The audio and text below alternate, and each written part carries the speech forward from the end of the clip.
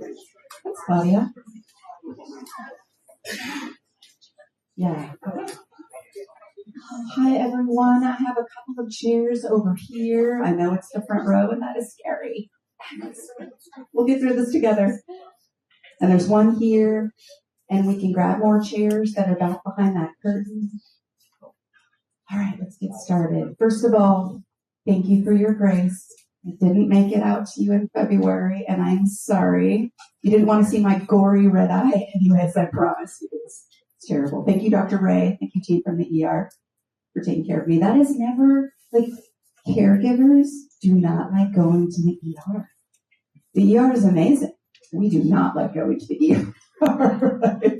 I was on the phone. I tried to call the nurse. I thought we could still call the nurse here, but I learned something very, very important. When you try to call the nurse, you actually get a nurse at Providence who triages you. And I was like, what is happening? I'm talking to a nurse at Providence to see if I should go to the ER at Central Peninsula. Okay, so just know that's a thing. It's kind of amazing. Okay, so this is our first open employee forum in how long? A long time? You guys know? 10 years? Do you think so? Since Rick? Yeah, Rick did them. I remember Rick did them. I don't know how long. Before COVID? After COVID? Before? You didn't know open forums during COVID? Do you recall? Okay. All right. I feel like I have a clean slate here then. This is amazing.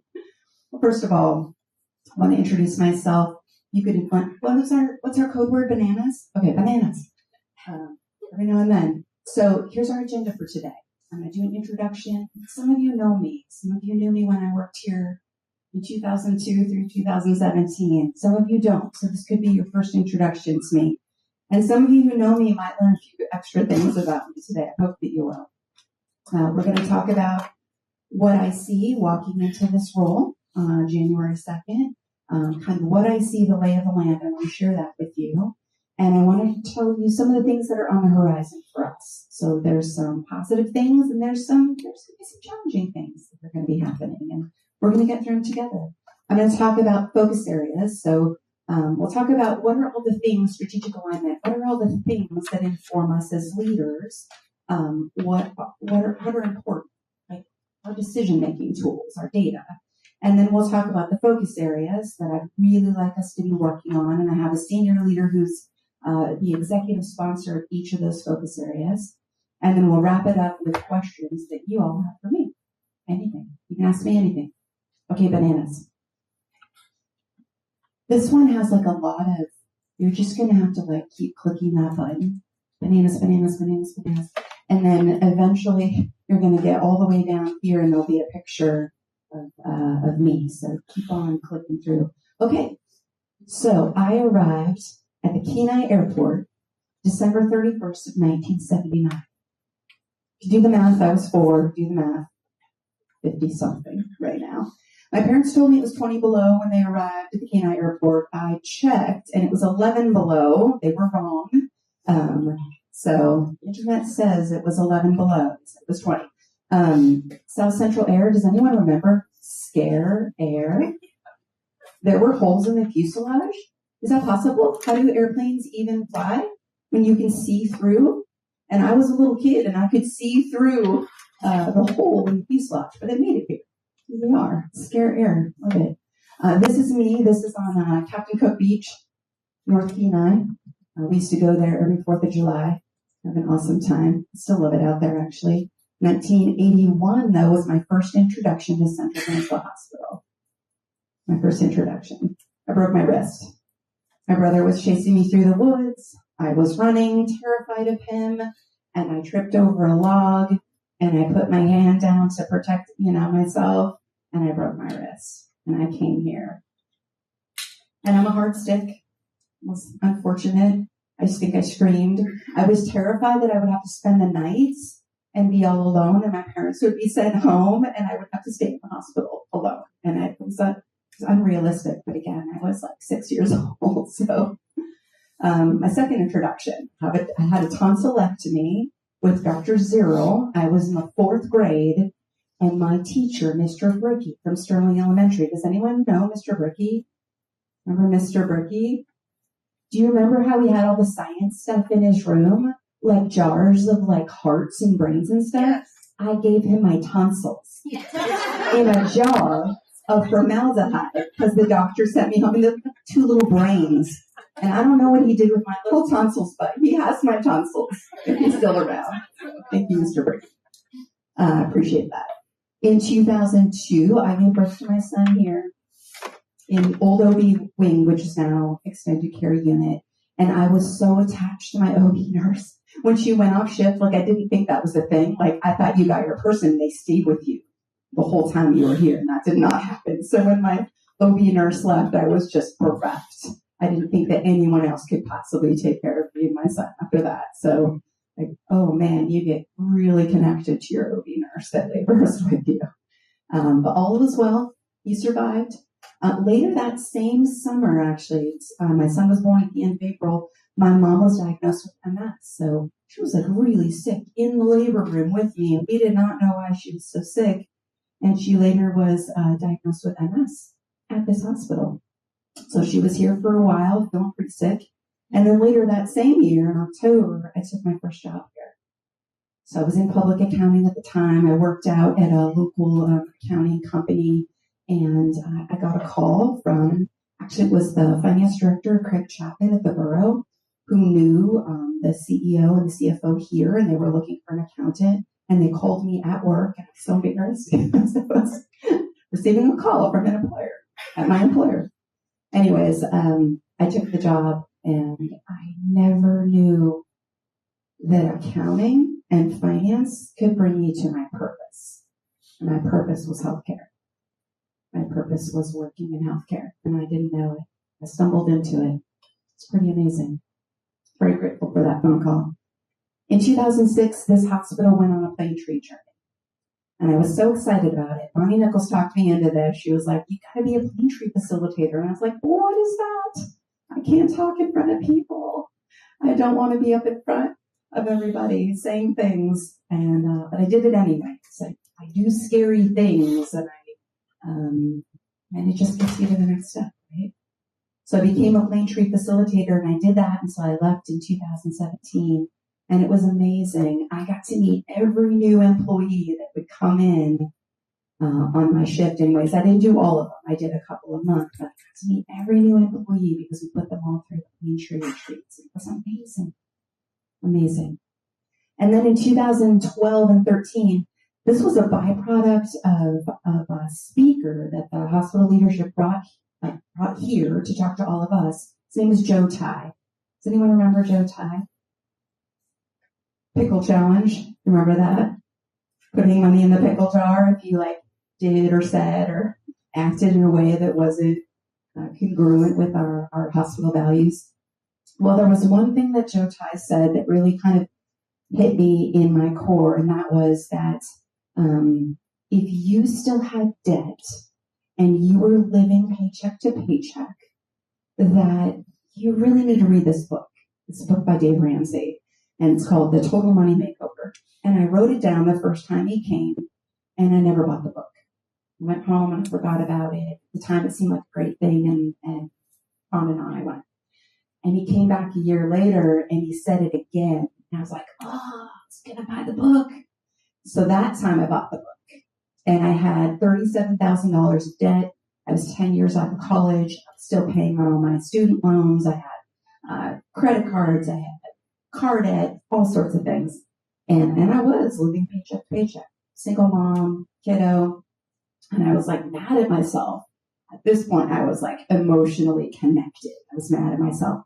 And I read that book, and it was so impactful. I paid off all my debt in 10 months. 10 months, I just got super hyper focused, and I paid it all off, and I cut up all my credit cards, and I just started living differently. And I was so empowered by that I came back and I convinced hospital leadership at the time to let me teach it here.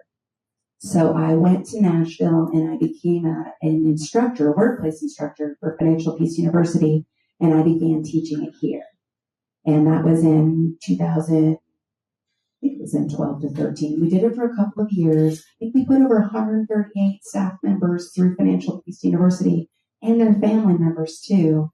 And I remember walking down the hall getting high fives when people would cut up their cards or, pay off their car loan. It was amazing. It was life changing. So anyone who got to experience that, I highly recommend it. Don't wait, just buy the book. Next, I was here until 2017. In December of 17, I left and I went down to Homer. I joined their finance team, and I was there for about a year. And then I went to Seattle, went to Virginia Mason as their finance director. And then in mid-2019, I got a call from Ryan Smith. You guys remember Ryan Smith? He's CEO here. And he had gone to take the CEO job at Homer, and he said, "Would you please come back?" And I'm like, oh man, I just left there and I sold everything. I had my car and what fit in my car. That's in 2019. I had what was fitting in my Ford Edge and got shipped down there. That was all that I owned. I literally just left there.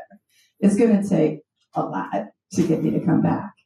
And so I did come back, and I don't regret it. It's an amazing experience. Good little hospital down there. So I appreciate all of the experiences and time, the trust and the education that they put in me. And then it's my last experience here, other than my mom passed away last February. So last January, end of January, she took her last life flight out of our ER. And I have to tell you guys that this is an amazing place. For those of you that work here, this is an amazing place. My mom received her cancer care here.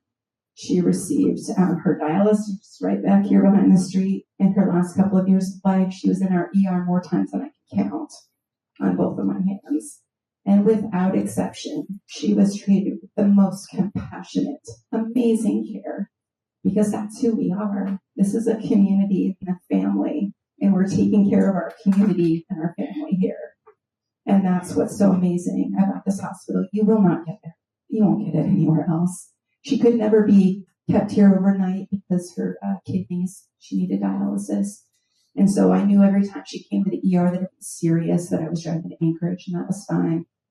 But I have to say, there's never, ever been a comparison between the care that she received in this hospital and the care she received in Anchorage or anywhere else.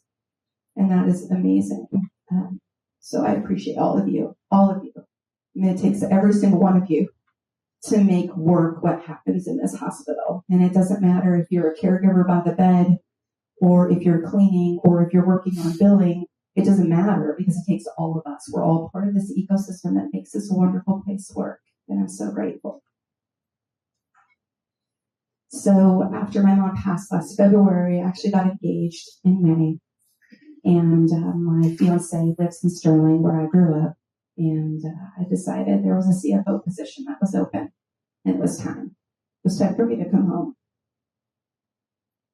So I contacted Sean, and we went and had coffee at Starbucks. And I just asked him, I think this is my time. I think this is my time to come back. I was the COO down in Homer, and I was the succession plan for the CEO, but it didn't matter because I needed to come back. I needed to come home again.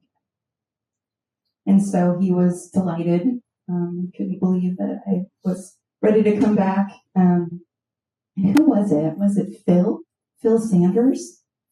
Who shoots bow with Sean? Someone, maybe no one here. Phil Sanders, who was our former pharmacy director, told Sean, "You should go after Angela." And I was like, until literally May when I got engaged, that probably wasn't a possibility, because I was so happy, just so happy. But nevertheless, here I am. I couldn't be more delighted to be here with all of you. So I'm very, very grateful. Okay, bananas. You've been waiting for this. I know some of you who read your emails are probably watching for the next update on Jax. This is my pug mix. I don't know what he's mixed with. He's 9 or 10 years old, but we found out in January that he's diabetic. And so now I'm a nurse. I had PCA on here, but I think I'm giving injections, which makes me a nurse, right? I don't think you can give injections as a PCA. So anyways, so I'm a nurse, so I've just been upgraded to nursing status. I had a continuous glucose monitor on his back, which is just like the ones that humans wear. You put it on the back of your arm, and it only lasts for 2 weeks, so it fell off. But I'm going to tell you, like, being beholden to a continuous glucose monitor on a dog who now has his own cell phone because the phone has to be within 30 feet of the glucose monitor. Oh, for heaven's sakes. Is a lot. So anyways, like, we think we got it dialed in, and now I'm just gonna let Grace take its course. He's getting twice daily injections. He does not love it. He does love a spoonful of peanut butter. And so he'll wait in the kitchen for it, even though he's a little jittery when I'm giving him his injection. It takes 2 of us. So as cute and little as he is, and feisty. Diabetes, man, it's amazing. Okay, bananas. And bananas again. All right, so we're going to do our State of the Union now. There's a couple things I want to share with you. And so the State of the Union is the way that I'm trying to orient to all of you and the organization and what are the important things that we need to be paying attention to. But what I want to highlight for you today are the things that I think matter to you. So one of the things I think matter to you are, how happy are we? How engaged are we? And so I grabbed the employee engagement scores. This is the survey that you all took in, I think it was about September of this year. And so interestingly, we scored exactly 4.06 to the point, exactly where we did last year. But the interesting thing is the nation went down. So we scored the same, the nation went down, so we went up. So right now, the employees of this hospital have a ranking of 61st percentile compared to the nation. So you're in the 61st percentile for how engaged you are. So let's do bananas. I'm going to tell you a little bit about that. So here's some of the key drivers of engagement that Press Ganey have identified most closely align with how happy you are, your intention of staying, how connected you feel to the purpose. And so these are some of the key drivers of engagement, and you can see where we rank compared to the national average, and you can see what it did if we're above or below what the national average is. And so the national average isn't great, but on most of these, we are higher than the national average. So what are some of these things? Organization makes every effort to deliver safe, error-free care. So you want to feel connected to your purpose. So you want to be sure that you're doing a good job, and that it's going to infringe upon your feeling of engagement if you don't feel like you're working in an organization that cares about safety. The person I report to cares about my job satisfaction. So this is like your leadership. I can definitely impact how you feel about your job. If you don't feel connected to your leader, if you don't feel like your leader respects or values you, huge driver of engagement. The organization treats employees with respect. Again, how respected and valued do you feel for the work that you do? Huge driver of engagement. I feel free to raise workplace safety concerns. Again, these last 3 all have to do with safety. Where I work, employees and management work together to ensure the safest possible working conditions. And then senior management provides a work climate that promotes patient safety. So a lot about, like, am I in an organization that values quality and safety? Very, very closely connected to how engaged and committed you feel to your position. Bananas. Highest ranked items. So these are the items where we rank quite high and above the national average. My pay is fair compared to other healthcare employers in this area. And I want to be clear on that one. Pay is always one of the most commonly identified items for improvement, and also on every Press Ganey, but it's less so here. So I don't want, if you particularly left a comment about pay and compensation, I don't want you to feel like that's not seen and heard. It is. But compared to the nation, it seems less of an issue here. The amount of job stress I feel is reasonable. So again, we are higher than the national average, but again, you can see there's still some opportunity here for us. I get the tools and the resources I need to provide the best care and service for our clients and our patients. So we're right about the national average, so we're right on top of it. The organization provides me with career development opportunities, so we're a little bit above the average. But there's some opportunity here. We're at the 59th percentile. And the organization supports me in balancing my work and my personal life. So again, we're a little bit above the national average. Bananas. You guys tired of me saying bananas? You can choose another word. You want me to? Okay. This is the stuff, like the data and the questions that are canned that we don't really get to decide what they are. They're helpful because they're the same exact questions that are used across the nation. And so we have really good data points for where we rank. But what I really highly value is when you take the time to type in a question or a response. And that's what this is. So we had over 664 free text comments that all of you typed in for us. And for me, that's actual feedback you are giving to me, and I take it very, very seriously. I read every single one of those comments, and so did our entire senior leadership team. And then I categorized them. I took the whole list and I popped it into a AI-safe Copilot version of AI. Thank you, Marshall. I popped it into Copilot and I said, hey, can you summarize these for me? Because I read a bunch of things. I know what they all say, but I wasn't tallying them up in my mind, and I don't really know how many times this versus that was said. So that's what this is. 24% of the comments were about compensation and benefits. 23% were about staffing and workload. 11% were about communication and transparency. About 9.5% were about training and career development. And then almost 9% were about leadership and accountability. And then about 8% were about recognition and culture. So I'll give you a little more details on those. Next slide, bananas. Okay, so here's some examples. So compensation and benefits. So employees requesting competitive pay. So I want to bring to you in the future, our team right now is working on the market value analysis using a lot of tools. HR is working very hard on that. I want to bring you more details about how does that actually work? What data sets do we use? What do we do with the data? A lot of comments about Moda Health. So improving our health insurance. A lot of comments.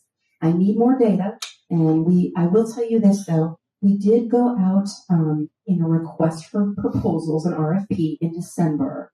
So we did RFP out our health insurance, which gives all the third-party administrators out there a chance to bring us proposals. And we do have some proposals. We're getting ready to review them now. So we heard you. I know my timing of giving you this feedback is a little bit late, but we did hear you and we did go out to RFP.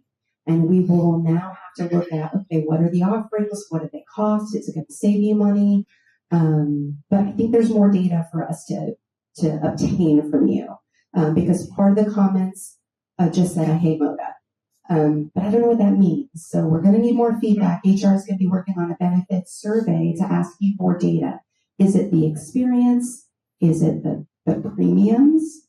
Is it the prior auth? There's a whole lot of parts of that process that even if we don't end up moving, and that'll be determined on the RFPs, if there's data that we need to receive from you, advice on what would feel better, then we can give that to the winning recipient. Because we are a self-insured health plan, which means that we're paying, the hospital's paying for all the insurance, really. They're just administering the plan. And so if someone's administering our plan, we can give them very real feedback about what's working well and what's not working well. So we're going to come back to you and ask some more questions about that. There were some comments about retirement matching and not just staffing and workload, frustration at short staffing, frustration about the number of contract laborers we have, and extra shift coverage, burnout kinds of comments. And then communication and transparency needs, get that. Employees wanted regular town halls, and here we are. So we're going to do this quarterly, and we're going to need some feedback from you regarding, is that enough?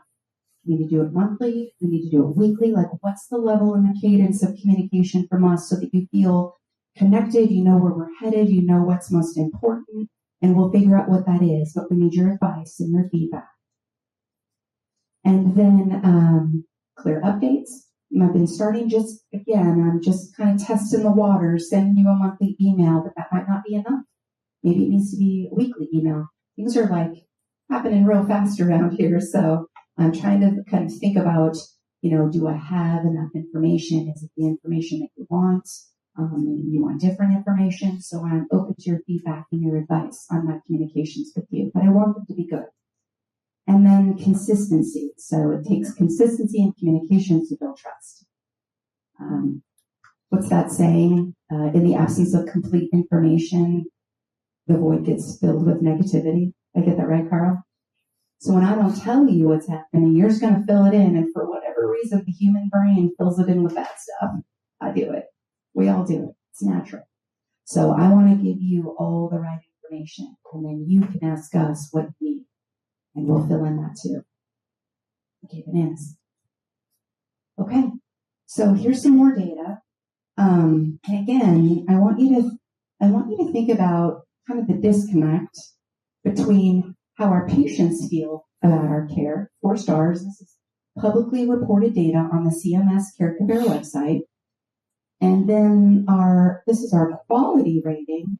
Does anyone think that's real or true? I would say absolutely not. But there is a lot of data that goes into this. Where does the data come from? Is it accurate? Are we reporting it? Is Community Connect reporting it on our behalf? Has anyone validated that it's real? So we're in that process right now. All of you and our quality team, this is not reflective of the work you are doing. And so I want the outside world to know how amazing this hospital is. But I think we've got a data problem here.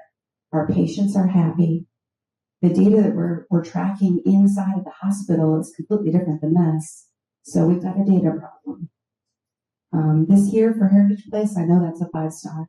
Again, data problem. This has to do with does anyone know what PBJ is? What does that even stand for? Nikki, do you know what PBJ stands for? It's payroll report. We have to report to the state how many actual people are over there caring for residents. Payroll-based journal. You think it was like a sandwich, but it's not. Yes, the payroll-based journal. So basically, it's how we prove that we really do have the amazing staffing ratios at Heritage Place that we say we do. And if we don't prove it and allow them to come audit us, they think that it's wrong, and we get hit on our star rating. So it's kind of one of those proactive things of managing the data. All right, bananas. Here's our HCAP scores. I don't know if you can see this in the back of the room, but I just want to point out, so these are some of our competitors in the state. Probably shouldn't say competitors. I should probably say partners, other healthcare organizations. And then this is the U.S. average over here. So you can see the most current data that we had pulled was on January 24th. And if you look at our column over there compared to the U.S. average, see how it's all green with respect, except for the quietness at the hospital, which is something that we can work on. We are higher than the U.S. average and higher than many of the other partner hospitals in Alaska. In fact, this is our highest score since 2010. That's amazing. So again, like how happy people are with the care that they receive here is not being well reflected in our quality metrics. So we're gonna take a look at that. Here's our next slide, bananas. I did not put the Leapfrog rating up here. You can look it up, but the thing is we haven't been reporting to Leapfrog. But this is a place that people go and get data. So we haven't reported in a couple of years. And the data that they pull, part of it is reflective of what we tell them. And if we don't tell them, then we get the lowest possible score. And then it goes into our safety rating on Leapfrog. So the window is open right now, and our quality team is working very hard to get our first reporting in since 2023 to Leapfrog so that our safety rating will be more akin to the quality and safety that you're all providing. I'm excited about seeing our new sport. Bananas. So this is our audited financial statement. It's from a section in the front called Management Discussion and Analysis. And this is 3 years of our financial statements here at the hospital. And there's some pretty significant changes. And again, in the spirit of transparency, not to create fear, but in the spirit of transparency, I do want you to know that we have had a downturn in our net income in the past couple of years. So I will also say that we did a lot of building and a lot of growing during those years. I don't know, I think we've added 20 plus medical providers. We've built out our family practice. We've built out our specialties. And so that does cost money. Last year, we also did a couple of things. We paid out some staff bonuses. We found that we had been overpaid by Aetna, unfortunately, which is the school district's third-party administrator. And so we did have to make a payment back to Aetna. So I will say, though, that these years, we were also on the demonstration project. And the demonstration project paid this hospital, it's a CMS project, that for the last 20 years, this hospital got paid like a critical access hospital, which means that Medicare pays us cost to take care of patients. And they don't usually do that. And so at the end of this fiscal year, that's not what impacted these numbers, but at the end of this fiscal year, we lost that additional reimbursement. And so some of you might have heard us talking about length of stay and DRG. Has anyone heard or been part of work groups? Mary, I know you have, about DRG and length of stay and managing our discharges and our barriers to discharge. And that is because we're in a new world now. We're in the new world now. We're getting paid now, as of July 1st of 25, we're getting paid like Providence gets paid, which means we need to be really efficient. Got to be really, really efficient to be able to manage our revenues and our expenses, because we're not getting paid the way that we used to. So there's been a lot changing in the organization. And so the team that we have has got to be super hyper-focused on what we're doing and doing it well without losing our culture and our engagement and how well we're treating you and appreciating you and our safety and our quality. It's a balancing act. Does anyone know who Peter Drucker is? I'm going to be super nerdy with you for a minute. Peter Drucker. He worked for, I believe he was a Harvard business professor, but he's the one who said that hospitals, healthcare organizations are some of the most complex organizations, large or small, that you will ever encounter. They are complex. The work that you do, how you get paid, the regulatory and governmental environment, it can change on a dime, and you just have to swiftly change with it. That's this organization, and it is complex. Think about, I got my billing team back here, PFS. How complex is it for you guys to bill and get money and manage denials? It is, and everyone's different. Do we have hundreds of payers or thousands of payers that all have different rules? What do you think? Thousands? 500? High hundreds? It's, what they do is insane. When the rules are always changing. Every year, every month sometimes. And sometimes you don't know the rules until they've already changed the rules. And you're just playing a new game. And that's what we do here. That's exactly what we do. Okay, bananas. So these are some of the things that are coming in 2026. One of them's already happened, and that's this one. I just told you about the demonstration project. We were hugely benefited by being a demonstration project for close to 20 years. And this hospital did amazing things with that. We built out things with these extra funds that we probably wouldn't have. We probably would not have addiction services. We probably wouldn't have all the behavioral health services. We probably wouldn't have this deep base of primary care and internal medicine. But this hospital was able to do amazing things with that extra money from CMS. And now it has gone away. However, now we have this wonderful base that helps feed the rest of the organization. which is amazing. We wouldn't have got here without it. And so we have this kind of tailwind. That's Carl's term. We have this like tailwind behind us that's going to kind of push this hospital forward in the future, which is amazing. I know I wrote negative, but the positive of this is that although the funding went away for this year and years beyond, the positive thing is that we already created this wonderful, strong base of a hospital, which is amazing. And that's the tailwind that'll push us through. A couple things coming our way, though. Many of you know, I know that our team back here knows that the tax subsidy has gone away. The ACA marketplace, the healthcare marketplace, that huge subsidy that people could get on the marketplace with a very reduced premium rate, that is gone as of January. I don't know if it's coming back. According to MODA, in our service area, about 264 less people, this was last year before the subsidy went away.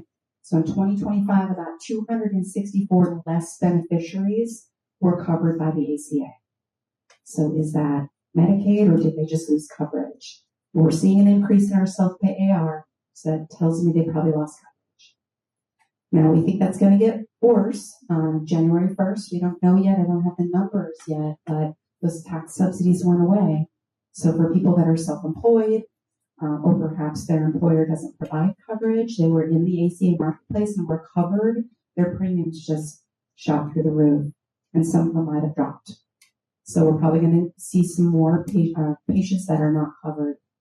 So this is the new thing that's coming.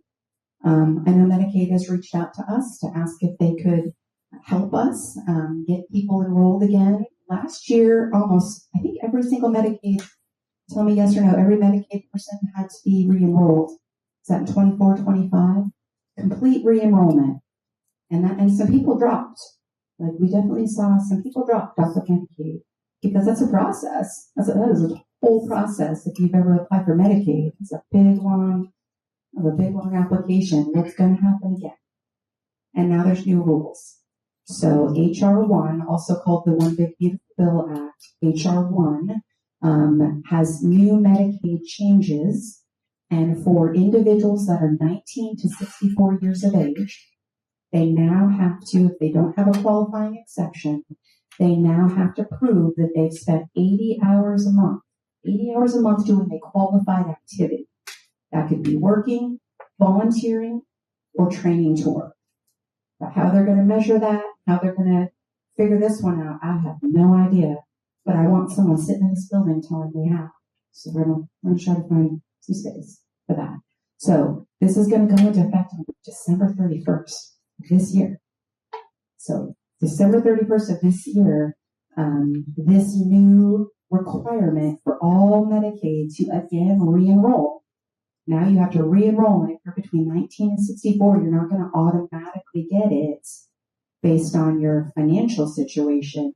You're now going to have to prove, if you don't meet one of the qualifying exceptions, you're going to have to prove that you've done 80 hours a month of qualified activities.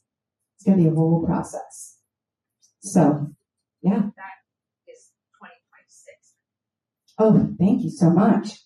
We got to update my slides. Can you write a little note for me? Ooh, I'll go back one more. Sorry. Yeah, thank you so much. 26. Yes. Thank you for seeing that. So that is coming, and that's going to be big. The state's trying to figure this out right now because they just get the rules and they have to figure out how to roll them out. And they're not exactly sure yet. So as these are being identified and the rules are being rolled out, we need to know, because this is 25, 28%, maybe more of our patients are Medicaid. It's a big deal. Okay, some positive things. So these are some things we're working on right now. So we have a team that made our first CDS is congressionally directed spending. I almost said delegated.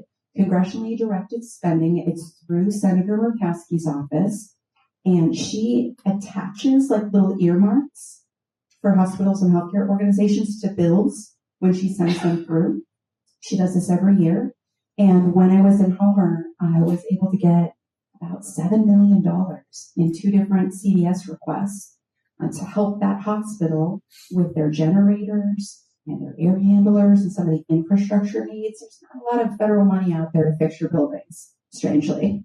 But this little pot of money can be used for that. And so this hospital has been doing very well, and we haven't made any requests to the federal government for funds. And this year we made our first request. So I want to thank everyone in this room that helped us put that together. We put in about a $14 million request to help some of our facilities that are aging and some of the infrastructure that supports them.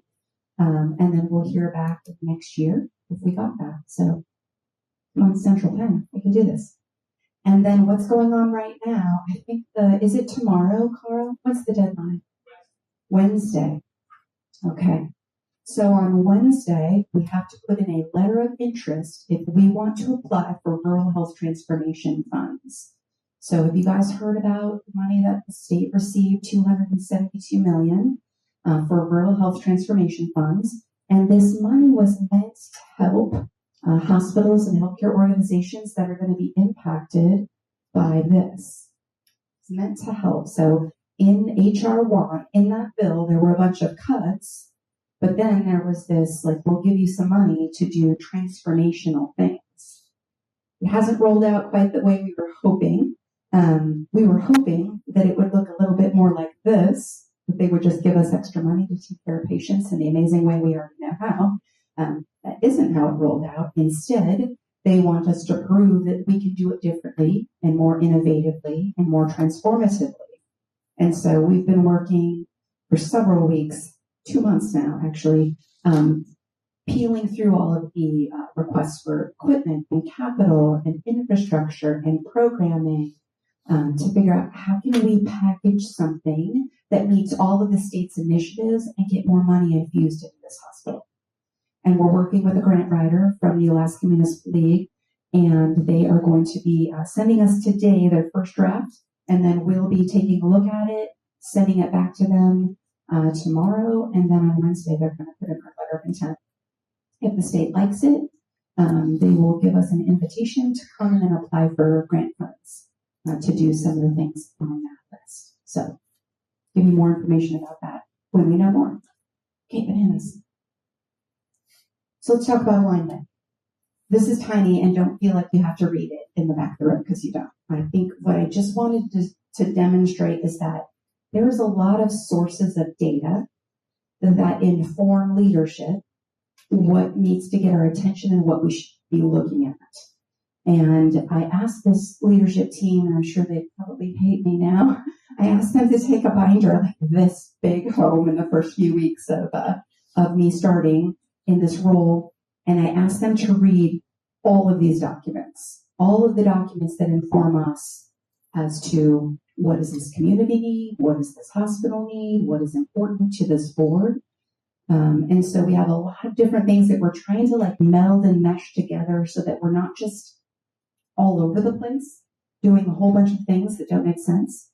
And so for me, making sure that our board is aligned, our medical staff aligned, our leadership is aligned, and all of you are aligned on what are we doing so that we can all be pulling in the same direction. That's how we're going to get there faster.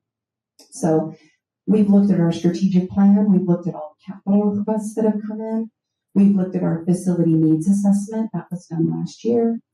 We've looked at the community health needs assessment that just came out in December. We've looked at our employee engagement scores and surveys and all of your comments.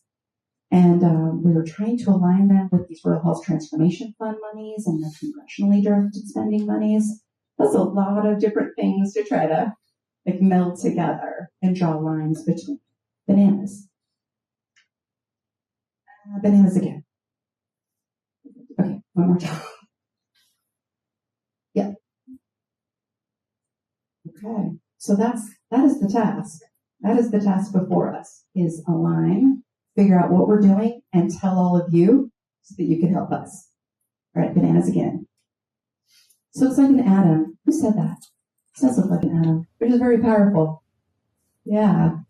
So I want to talk about our focus areas. After reading through all of these organizational documents, community documents, what does the community think? What does the hospital board think? What does our community need? it occurred to me that I need to like break this down into silos so that it's just have an action plan for each one of them.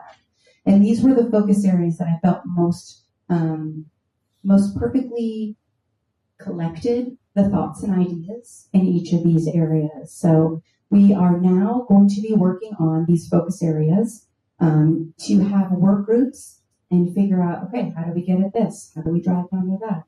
How do we make this better? So we've got our strategic growth. We've got us, and I'll talk about each of these individually. Gosh, I've been using up a lot of time, so sorry about that. Strategic growth, recruitment and retention, quality, culture, and finance. And this up here, BSC, stands for Balanced Scorecard. So as we are developing these focus areas, we will have targets and a way to measure them, and the measurement will be reported out on a balanced scorecard, like your grade report that you get in school. Bananas. So each of these has an executive sponsor, and I've chosen culture because culture eats strategy for lunch. I don't think there's anything we can do in this organization that's going to be effective or fast or helpful if we don't all love what we're doing and aren't connected to our purpose. So I'm going to be the executive sponsor over culture. Later this week, I have what we call a beach ball. Where's our beach ball? Back there. We have a beach ball conversation about culture, about what is it? What do you think we need to work on? What do you think we should do? And each of these areas has been having the same kind of conversation called a beach ball conversation because we all come into this with a slightly different picture of what the issue is. And that's your stripe. Your stripe is a different color than someone else's. And in order for me to get a really good idea of what it is that I'm working on, I need a lot of perspectives to inform me. And so each of us have taken our focus areas, and our very first thing that we're doing is we're coming out and we're asking our leaders to join us and give us their stripe. From there, we'll try to hone in on, all right, what are we going to work on? How are we going to prioritize it? What's our goal going to be?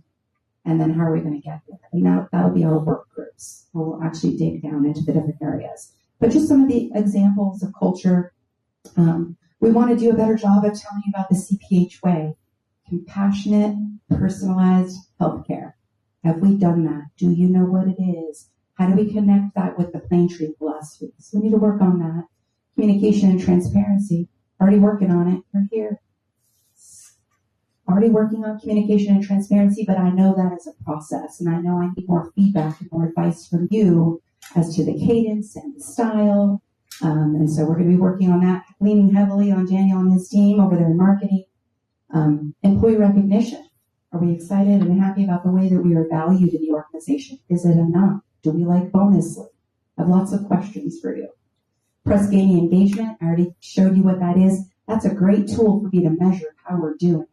So we'll have another one later this year, right? We'll be able to see, are we making any progress, which is fabulous.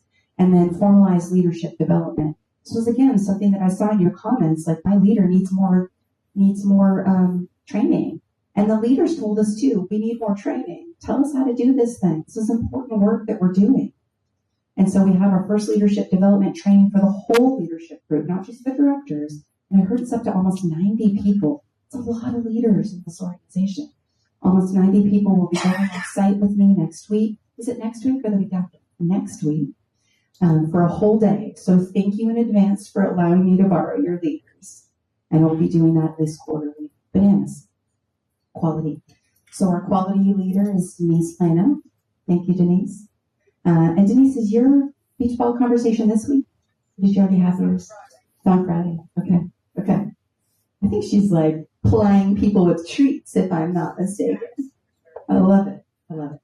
So Denise and her team are going to be talking about journeying to our CMS 5-star rating, LeapFrog scores, quality, high reliability organization. Some of you might have heard about HRO principles. We're doing safety huddles down here. If you had to try to worm your way through us at 8:45, Monday through Friday. So these are all part of our journey towards quality and safety. And then how do we monitor and respond to our patient satisfaction data? So there's a lot there. Bananas. retention and recruiting. So Marshall, hi Marshall, is our executive sponsor. He's going to be working very closely with Haley and the HR group to look deeper into recruiting and retention. What are we doing well? Where do we have opportunities? And I'm looking forward to seeing what all their notes are from their first beach ball conversation. Looking at ways that we can better integrate HR into all of our relationships and our departments, employee engagement, best practices. Some of these you're going to see some overlap between culture, recruiting, and retention. There is overlap for sure. Looking at our compensation, how we're valuing that, and then reducing our reliance on contract labor. Okay, next slide. Strategic growth.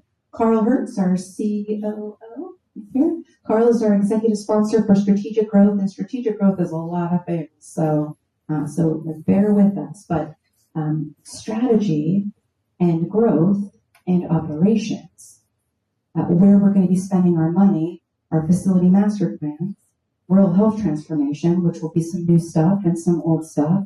So there's a lot here, and this hospital's growing really, really fast over the last several years, really, really fast. So part of this is also stabilizing what we've got now, because we kind of grew arms and legs, and we're like this wobbly little baby pony. So strategic growth, and then next slide, finance. This is how many people have met Cami Patterson, our new Chief Financial Officer. She's right here. Yay, welcome, Cami. So excited. So Cami is leading our finance focus group. And again, there's a lot in finance too that overlaps with strategic growth and overlaps with recruiting and retention. Like these all kind of intersect and align with one another. Looking at, again, our length of stay. How can we tap into those rural health transformation funds? How can we do a good job of spending and managing our expenses? Looking at planning out our growth. So doing pro formas and looking at return on investment, making sure we're growing and growing wisely. Okay, next slide. And then we've got Dr. Mickelson. Hi, Dr. Mickelson. So interestingly, med staff is all of the bubbles. Sorry, Dr. Mickelson. You've got all of the focus areas wrapped up in one, but as they relate to our medical staff. So there's strategic growth here, there's finance here, there's culture here. And there's recruiting and retention and all the things in between. All the ways that our medical staff connect with all of us. Next slide. So here's all of those focus areas again. And again, like this is the goal. What I want to be able to paint for you in the next couple of months is what is our vision? Where are we headed? What is CPH going to look like in 5 years? In 2030? It's like 4 years actually, if we're being honest about it. It's coming very quickly. And then how are we going to measure our progress to get there? A balanced scorecard. How are we going to measure how we're doing and report out to you so you know? I think that's my last slide. Is it? Oh, amazing. So advance it one more time, and I think it's, gosh, you guys, I used up all your time. Is there one more slide after that for you? Oh, yeah. It's just an example of the balanced scorecard. It's kind of like what one looks like. And we'll have metrics and measurements in each of the focus areas, measuring our progress towards our goals. Okay. Yeah, bananas. Yes. So I use most of the time, but I'll stay late if you guys want to. So this is a time for you to ask me anything that's on your mind or in your heart, or that you're worried about, that you're excited about.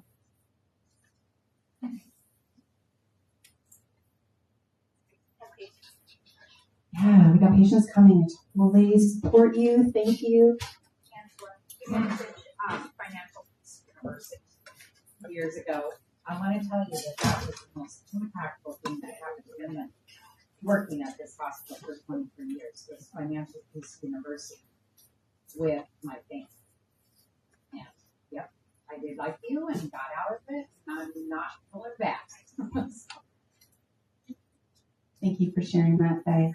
I will personally tell you guys, I will buy you that book. I don't have the time now to teach the class anymore, but if you are interested in that book, shoot me an email or come by my office. I will buy you that book.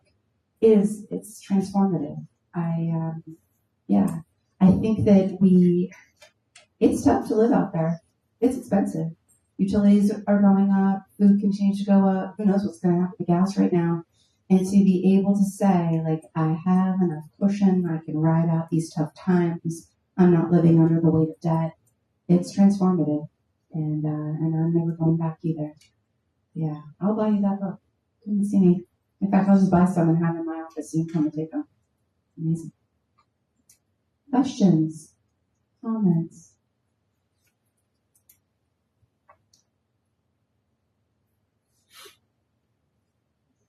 So you're gonna have a proposal in the state, what are some of the elements that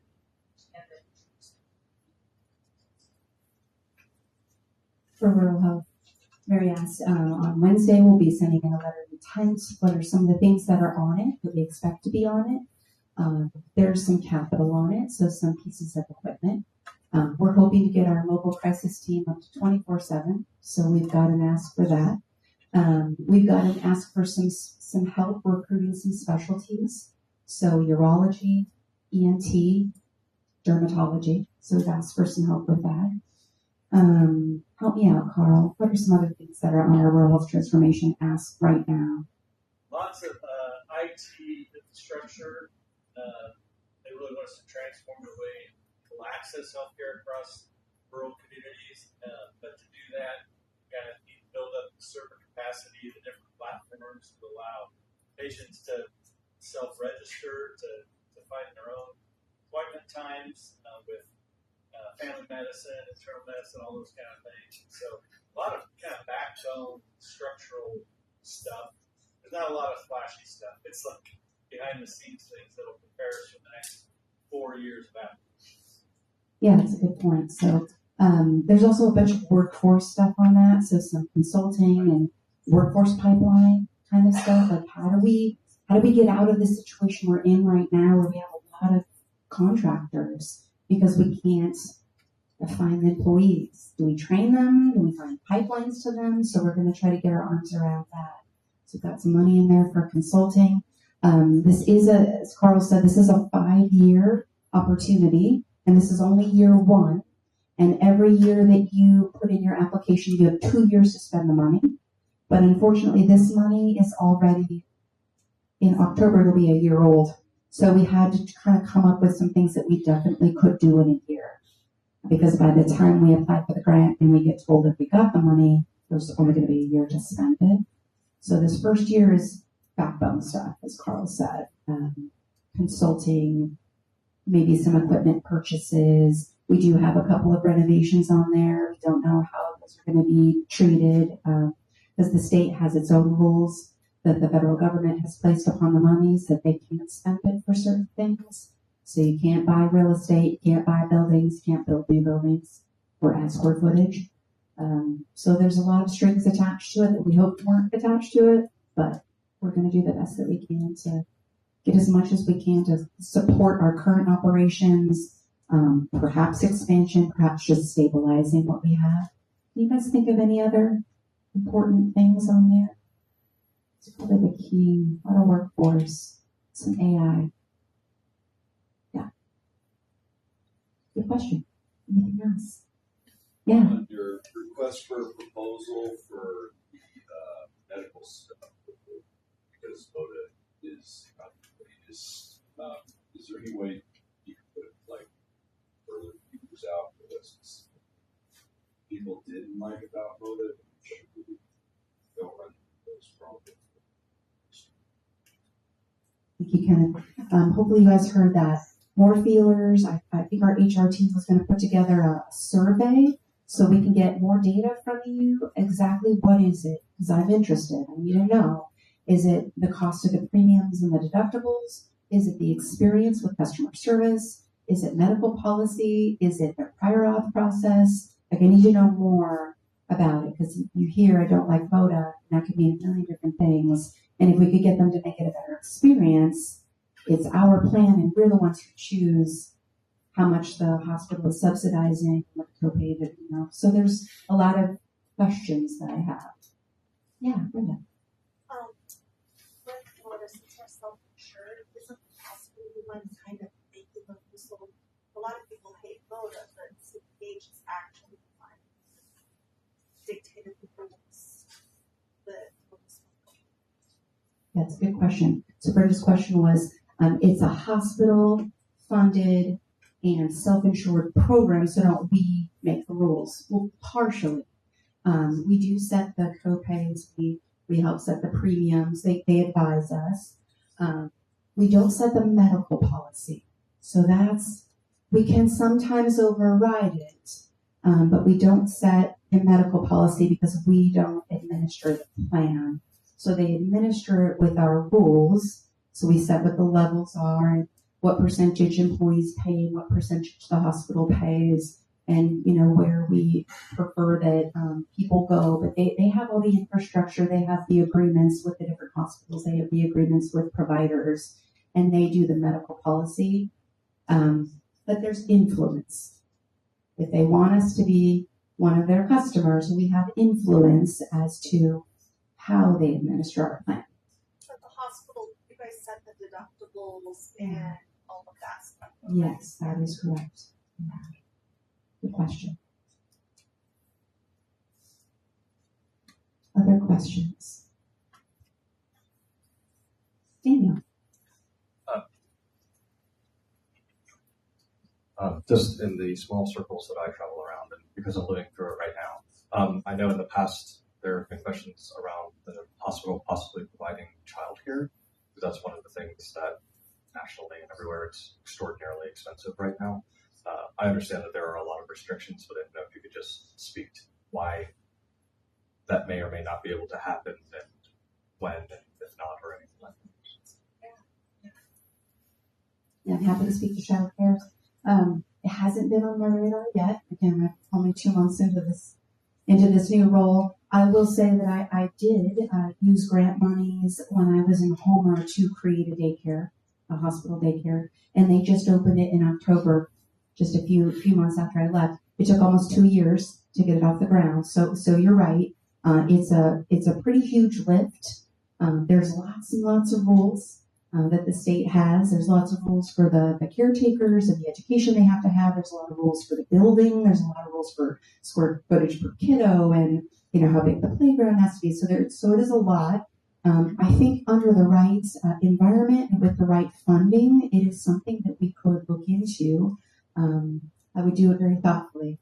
And I would also ask, perhaps that's something we could add to our HR survey, is to find out, how many people does this affect? Is it the quantity or the quality or the cost? Like, what are the things that are preventing people from being able to get childcare? And with quantity, I would say, is it the hours? I always worry about our nursing group, that they work strange hours and on weekends at night. That's an even harder thing to try to do. The buildings are very different for someone. And the staffing and the rules are very different if you're open on weekends or past 9 o'clock at night. So it is a lot. It's a heavy lift, but I'm not afraid of looking at it. And if it's more we need more employee benefits to help subsidize, that's a different question. So I think we would need to get some more data. It's a good question. Thank you. Anything else? Yeah. You want the mic? In thinking about the requirements that you see for Medicaid with like the 80 hours of volunteering, I see a real opportunity there. Of course, people volunteer at the hospital be one, but we live in a community that has a lot of local municipalities, state, as well as federal partners that a lot of them took a lot of cuts with some budget restrictions in the last few years, and really are the volunteers there too. So I can see the hospital being a real driving force. One, trying to link people into opportunities that are already there, sit down and have a dialogue now, and see what sort of projects can you start thinking of in the future that you might have something to do for 80 hours a week at different levels of abilities and aptitude, and have that kind of pre-thought out. So when that comes in December, we can say, we want Medicaid, we can assist you with that, and link you in a way to do the volunteer requirement and help the community too. Singing to my heart, man. That was amazing. And something I think we should note for Rural Health Transformation, because designing like a multi-stakeholder, a volunteer opportunity or group to be able to help people meet the requirements to stay eligible If they truly are not able to work or are, just having trouble making their 80 hours, that's a very specific number. And how they're going to track and trend that, I have no idea. But to have a body available to us that we can plug people into that so they can keep their insurance, that's an amazing idea. Yeah. Somebody write that down. I just don't remember. Wow, that's a great idea. That is a great idea.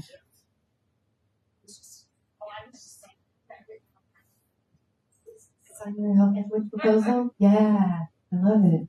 That's a great idea, Matt. Yeah, really great. Anything else?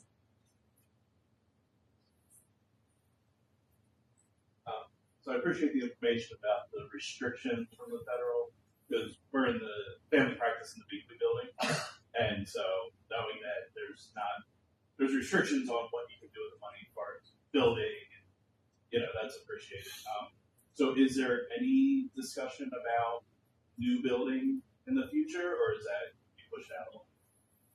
Good question. So new expansion, new buildings, while it won't be real health transformation funds, we believe we might be able to design some things. So we do have some money in the Rural Health Transformation Ask for design. So there were two things that kind of rose to the top of need in our facility master plan, and that is Heritage Place.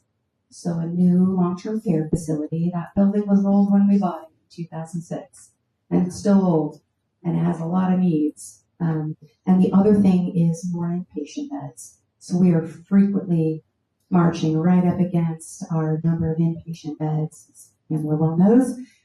So kind of shelling in this drive-through and moving out towards the road and adding some inpatient beds was one of the top two needs. In order to do that, both of those are about $80-90 million each. We don't have that. We have half of that. We have that in our plant replacement fund. We've been, protecting that little nest egg to figure out what the next thing is that we need. And so we have to figure that out. So if we could use some of this money to help us design it, that would save us money. Beyond that, we probably will need to do revenue bonds and go out and get some more bonds to help pay for it. And then we can pay for part of it out of our rural health transformation. So part of what we're doing to get aligned on what's next is what do we do off that facility master plan. So we'll be working very closely with the borough and with our board of directors to figure out, all right, what's it going to be? Because we can't do both of them at the same time. We need to choose. We need to choose which one. So they'll help us navigate that. What's going to be next? But yes, growth, strategic growth is definitely in our future. Questions?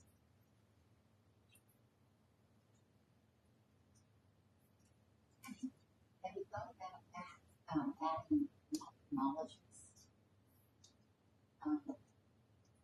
to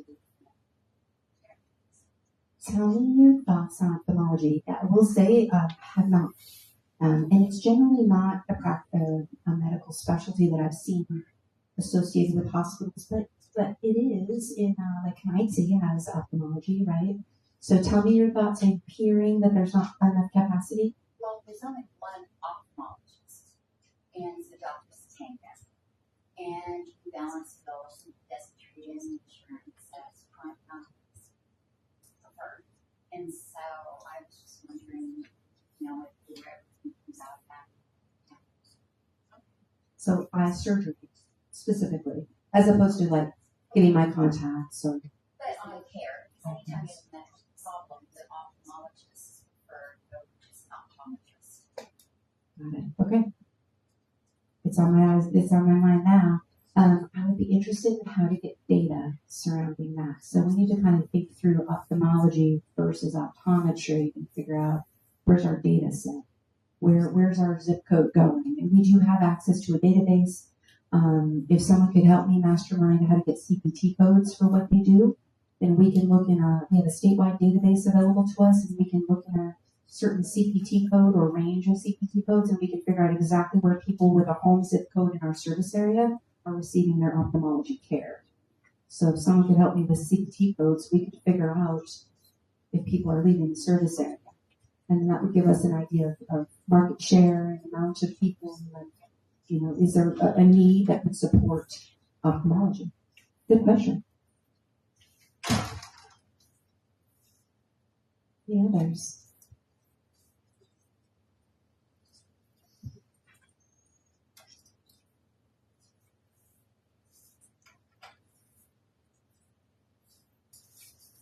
To be good at this, you have to be good at silence. Really good at silence. So.